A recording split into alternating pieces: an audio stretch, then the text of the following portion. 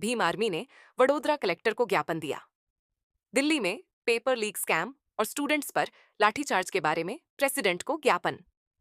Vadodara. Bhim army Bharat एकता mission की तरफ से वडोदरा डिस्ट्रिक्ट कलेक्टर को एक ज्ञापन दिया गया। इस ज्ञापन के जरिए कॉम्पिटिटिव एग्जाम में पेपर लीक स्कैम के लिए जिम्मेदार लोगों के खिलाफ सख्त कानूनी कार्रवाई की मांग की गई है। साथ ही दिल्ली में स्टूडेंट्स पर लाठीचार्ज की घटना की निष्पक्ष जांच की मांग की गई है और यह ज्ञापन देश के प्रेसिडेंट को भेजा गया है। इस मौके पर भीम आर्मी के वडोदरा सिटी डिस्ट्रिक्ट प्रेसिडेंट कंचन भाई परमार, संगठन के दूसरे पदाधिकारी और बड़ी संख्या में कार्यकर्ता मौजूद थे। वडोदरा से भरत गुंडिया की एक रिपोर्ट।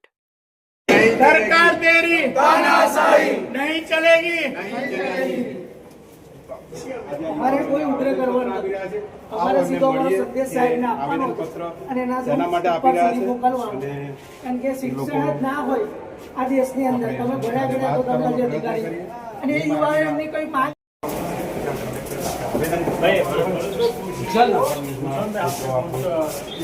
હાર્દિક સ્વાગત છે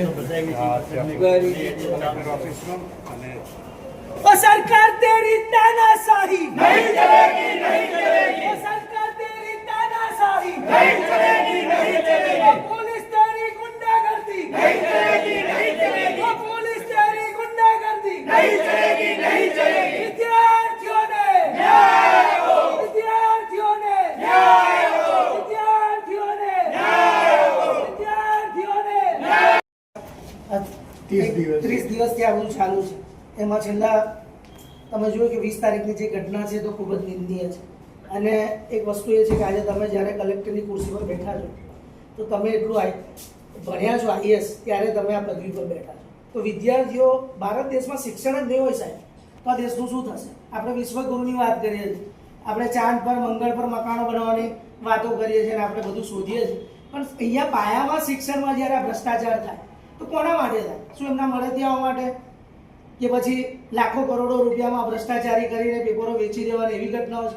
આ બધું કામ સરકારે પહેલાં જ કરી દેવું જોઈએ. એના બદલે સરકાર પોતે નાકામ છે અને બીજાને દોષી ગણાવે છે.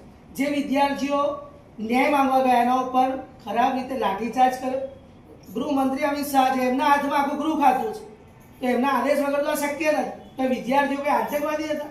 નરેન્દ્ર મોદી 2014માં એવું કહેતા હતા જ્યારે મનમોહનની સરકાર હતી, એટલે કોંગ્રેસની સરકાર હતી. આપણે કોઈ સરકારોની વાત સારા આદેશ વગર આટલું મોટું દિલ્હીમાં બેન દીકરીઓના કપડાં ફાડવામાં આવ્યા, માથા ફાડી નાખવામાં આવ્યા. તમે આમ મોટી મોટી વાતો કરો છો, વિદેશમાં જાઓ છો ત્યારે એવું કહો છો વસુદેવ કુટુંબમ, અમે બુદ્ધની ધરતીથી આવ્યા છે. તો બુદ્ધ તો શાંતિ સલામતીનો માણસ છે ભાઈ. બુદ્ધે તો આ દેશને ભેગા માન્યો છે, કોઈ હિંસાની વાત જ નથી કરી.